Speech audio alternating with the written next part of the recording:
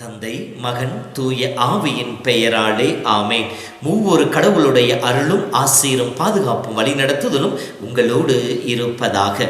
பொதுக்காலம் 22வது வாரம் புதன்கிழமை. இயேசுவில் என் அன்பு சகோதர சகோதரிகளே, சோதனைக்கு உட்படுத்தாதேயும் தீயோடமிருந்து எங்களை காத்தருளும். இது நம்முடைய அன்றாட ஜெபத்திலே இறைவன் கற்றுள்ள ஜெபத்தினுடைய மையமாக அமைந்திருக்கின்றது. ஏனெனில் நாம் ஒவ்வொருவரும் ஒவ்வொரு நாளும் பல்வேறு விதமான சோதனைகளுக்கு நாம் உட்படுத்தப்படுகின்றோம். யாக்கோபு சொல்வதை போல ஒரு சில நேரங்களிலே நம்முடைய தீய எண்ணங்களாலும் உலகின் ஆசைகளாலும் நாம் சோதனைக்கு உட்படுத்தப்படுகின்றோம். நம்மோடு இருக்கின்ற மனிதர்கள் நம்மை சோதிப்பவர்களாக இருக்கின்றார்கள்.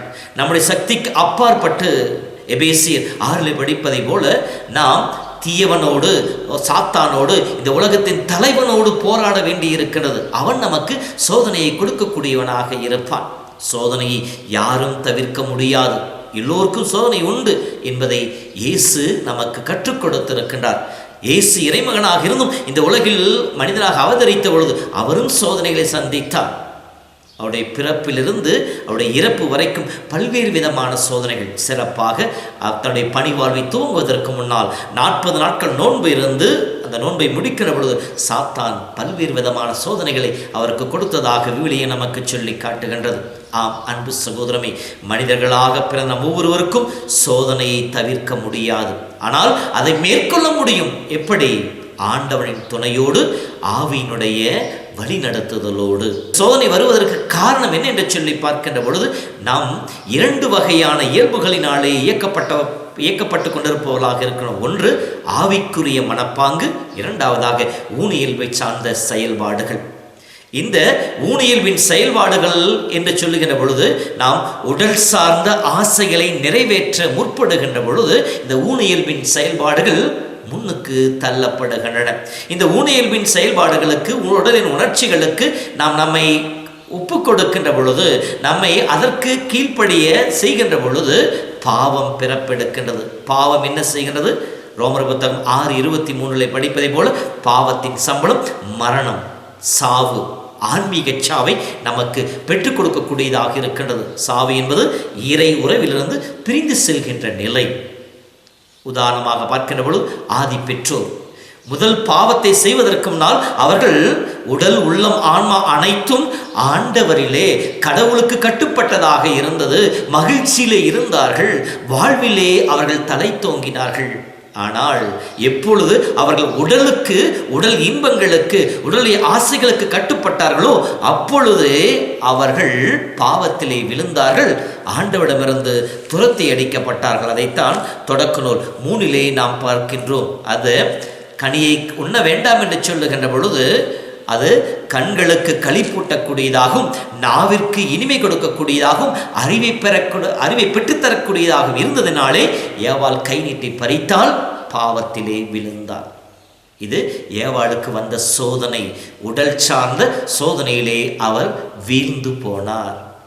இத்தகைய சோதனைகள் நம்மிலே ஏற்படுவதற்கு எத்தனையோ வாய்ப்புகள் இருந்து கொண்டிருக்கின்றன. இந்த ஊனியல்பின் செயல்பாடுகளை எதிர்த்து போராட கடவுள் தன்னுடைய ஆவியின் கொடைகளை நம்மிலே பொழிந்திருக்கின்றார். அதைத்தான் கலாத்தியர் புத்தகம் 5 படிக்கின்ற பொழுது 16 இருந்து வருகின்ற வசனங்களிலே மிக அழகாக சொல்லப்பட்டிருக்கின்றது. மனிதன் 2 இயல்புகளால் இயக்கப்பட்டு கொண்டிருக்கிறார். ஆவியின் இயல்பு நம்மை வாழ்வுக்கு அழைத்து செல்கின்றது. ஊனியல்பினுடைய செயல்பாடுகள் நம்மை பாவத்திற்கு இட்டு செல்கின்றன. இவை ஒன்றுக்கு ஒன்று முரணானவை. இவை இரண்டும் ஒன்றோடு சேர்ந்து செல்லாது. இவை ஒன்றுக்கொன்று எதிரானவை. எனவேதான் நாம் செய்ய நினைப்பதை நம்மால் செய்ய முடிவதில்லை என்று சொல்லப்படுகின்றது. ரோமர் புத்தகம் 7:14 வசனங்களை படிக்கின்ற பொழுது பவுல் அழகாக சொல்லுவார், நான் எதை செய்ய விரும்புகின்றேனோ அதை என்னால் செய்ய முடிவதில்லை, எதை செய்யக்கூடாது என்று நினைக்கிறோ அதை செய்து கொண்டிருக்கிறேன். நானாக செய்வதில்லை, என்னுள் குடிகொண்டிருக்கின்ற பாவ இயல்பு என்னை அவ்வாறு செய்ய தூண்டுகின்றது என்று சொல்லப்படுகிறது. அப்படியானால் இந்த ஊனையியல்பின் செயல்பாடுகள் நம்மை ஆட்கொண்டிருக்கின்ற இந்த சூழ்நிலையில் அந்த ஊனையியல்பின் செயல்பாடுகளை நாம் வென்றெடுக்க வேண்டும் என்று சொல்லுகின்றார். எப்படி? பவுல் சொல்கின்ற பொழுது கொலோசியர் புத்தகம் 3 நம்முடைய பழைய மனித இயல்பு கலைந்தெறியப்பட வேண்டும், புதிய மனித இயல்பு நம்மிலே குடிகொள்ள வேண்டும், இயேசுவின் இயல்பு நம்மிலே தங்க வேண்டும். அப்போது நாம் இயேசுவாக மாற வேண்டும். பவுல் சொல்வதை போல வாழ்வது நான் அல்ல, என்னிலே இயேசு வாழ்ந்து கொண்டிருக்கின்றார். ஒவ்வொரு நாளும் இத்தகைய அருளுக்காக ஜெபிக்க நான் கிறிஸ்துவாக மாற வேண்டும். இயேசுவே, நீர் என்னில் தங்கவும் நான் என்னை உண்மையப்படுத்தவும் உம்முடைய சொல்லாக, செயலாக, கரமாக, நாவாக, உதடாக என்னுடைய வாழ்வு மாறிடவும் எனக்கு அருள் தாரும் என்று சொல்லி ஜெபிக்க வேண்டும். இரண்டாவதாக, தூய ஆவியின் கொடைகளுக்காக ஜெபிக்க வேண்டும். தூய ஆவியின் கொடைகள் நம்மிலே நிரம்புகின்ற பொழுது பவுலுடைய கொரிந்தியர் புத்தகத்தில் 13:10 சொல்வதை போல நிறைவுள்ளது வருகின்ற பொழுது குறைவுள்ளது தானாக மறைந்துவிடும். அப்படின்றால் தூய ஆவியானவின் கொடைகளும் கனிகள் நம்மில் நிறைய நம்மிடம் இருக்கின்ற ஊனையியல்பின் செயல்பாடுகள், ஊனையியல்பின் தூண்டுதல்கள் அனைத்தும் நம்மை விட்டு வெளியேற ஆரம்பிக்கும். பவுலடியார் துவக்கத்திலே ஊனையியல்பின் செயல்பாடுகளுக்கு அடிமைப்பட்டவராகத்தான் இருந்தார். ஆனால் ஆவியால் ஆட்கொள்ளப்பட்ட நிலையிலே ஊனையியல்பை வென்றெடுத்தவராக மாறினார். கடவுளை புகழ்ந்து போற்றுவராக எல்லா நிலைகளிலும், எல்லா சோதனைகளிலும் வென்றெடுக்கின்ற ஆற்றல் பெற்றவராக அவருடைய வாழ்வு அமைந்திருந்தது. அதைத்தான் இந்த நாளிலே நாமும் பெற்றுக்கொள்ள வேண்டும் என்று சொல்லி பவுலுடையார் விருப்பம் கொள்ளுகின்றார். அப்படி என்றால் ஊழியலின் செயல்பாடுகள் என்ன என்று சொல்லி பவுலுடையார் கலாத்தியர் 5:19-20 ஏறக்குறைய 15 குணாதிசயங்கள் ஊழியலின் செயல்பாடுகள் வெளிப்பாடாக காட்டப்பட்டிருக்கின்றன. இந்த ஊழியலின் செயல்பாடுகளிலே ஒரு சில குருந்தி நகர மக்களிலே மிகவும் வேரூன்றியதாக இருந்தது. அங்கே பவுலுடையார் இறைவனின் நற்செய்தியை அறிவித்து, இயேசுவை அறிவித்து திருச்சபை ஏற்படுத்துகின்ற பொழுது அவர்கள் ஒன்றாக இருந்தார்கள். அவரை பின்தொடர்ந்து வந்து அவருடைய விசுவாசத்தை உறுதிப்படுத்திய அப்பல்லோவும் அங்கே அவர்களுக்கு துணையாக இருக்கிறார். இப்படி இருக்கிற பொழுது சாத்தான் அந்த குருந்தி நகர் மக்கள் மத்தியில் ஒரு சோதனையை விதைக்கின்றது. நான் பவுலை சார்ந்தவன், நான் அப்பல்லோவை சார்ந்தவன் என்கின்ற ஒரு பிளவினை, ஒரு கட்சி மனப்பான்மையை, ஒரு வேற்றுமையை, ஒரு வெறுப்பை மக்கள் மத்தியிலே விதைக்கக்கூடியதாக இருக்கிறது. இதை அறிந்து கொண்ட பவுல் அங்கே இருக்கின்ற மக்கள் மத்தியில் அந்த பிளவை அகற்ற, அந்த சோதனைகள் விழுந்து விடாமல் இருக்க, அந்த சாத்தானின் சூழ்ச்சியில் வென்றெடுக்க அவர்களுக்கு அறிவுரை கூறுவதான் இன்றைய முதல் வாசகம். அப்பல்லோ யார், பவுல் யார் என்று சொல்லி தங்களை முன்னிலைப்படுத்தாமல் இறைவனை முன்னிலைப்படுத்துகின்றார். இங்கே பவுலுக்கும் ஒரு சோதனை வந்திருக்கலாம். மக்கள் என்னை சார்ந்திருக்கின்றார்கள், என்னை புறக்கணிக்க என்கின்ற ஒரு வகையான ஒரு சோதனை அவரை வந்திருக்கலாம். ஆனால் அந்த இடத்திலே அவர் ஆவியால் இயக்கப்பட்டதினாலே அந்த சோதனையை அழகாக வென்றெடுக்கின்றார். நாங்கள் கடவுளுடைய பணியாளர்கள், கடவுளுடைய பணியை செய்ய வந்தவர்கள், கடவுளால் அனுப்பப்பட்டவர்கள். ஆனால் நாங்கள் செய்கின்ற ஒவ்வொரு செயலுக்கும் பதிலும் பெருமையும் யாருக்கு போய் சேர வேண்டும்? கடவுளுக்கு போய் சேர வேண்டும். நீங்கள் எதை செய்தாலும் கடவுளுக்காக செய்யுங்கள், ஆண்டவர் இயேசுவின் பொருட்டு செய்யுங்கள் என்று சொல்லுவாரே, அதே போல நாங்கள் வெறும் பணியாளர்கள் மட்டுமே என்கின்ற அந்த பதில் வழியாக இந்த பெருமை என்கின்ற சோதனையை பவுல் வென்றெடுக்கின்றார்.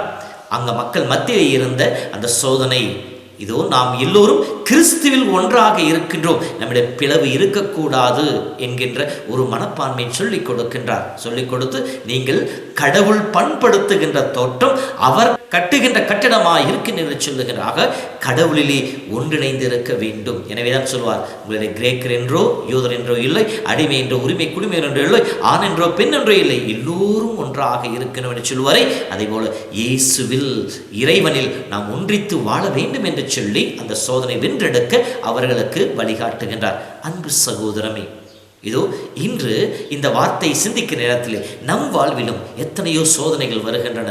அது நம் அறிவை சார்ந்த சோதனையாக இருக்கலாம், செல்வ செழிப்பை சார்ந்த சோதனைகளாக இருக்கலாம், பதவி பட்டங்களை சார்ந்தவைகளாக இருக்கலாம், உறவு நிலைகளை சார்ந்தவைகளாக இருக்கலாம், நம்முடைய உடல் ஆசை சார்ந்த சோதனைகளாக இருக்கலாம். இதை வென்றெடுக்க வேண்டுமெனில் நமக்கு கடவுளுடைய துணை தேவை. அதை ஜெபிப்போம்.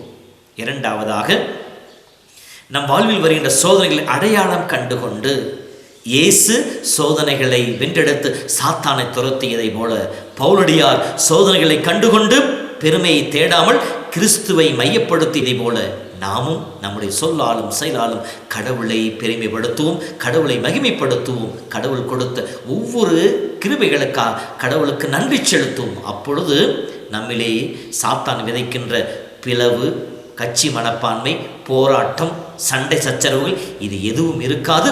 சமாதானம், சந்தோஷம் மட்டுமே நம் வாழ்வில் நிலைத்திருக்கும். இந்த அருளுக்காக ஜெபிப்போம். கடவுள் நம் ஒவ்வொருவரையும் நிறைவாய் ஆசீர்வதிப்பாராக.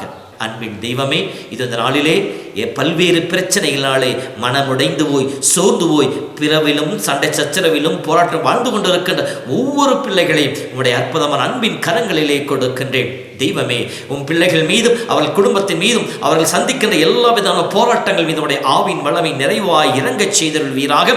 அதை வென்றெடுக்கின்ற அந்த சாத்தான் சோதனை வென்றெடுத்து உம்முடைய பிள்ளைகளாய் அமைதியில் வாழ அவர்களுக்கு அருள் தருவீராக. நீர் கொடுத்தருளால் நானும் அவர்களை ஆசீர்வதிக்கின்றேன். எல்லாம் வல்ல இறைவன் தாமே, தந்தை, மகன், தூய ஆவியின் பெயரால் உங்களை வழிநடத்தி உங்களை என்னாலும் அன்பில் நிலைத்திருக்க செய்தருள்வாராக. ஆமேன். அடைக்கலம் தருகின்ற நாயகனே, அருள் மழை பொழிகின்ற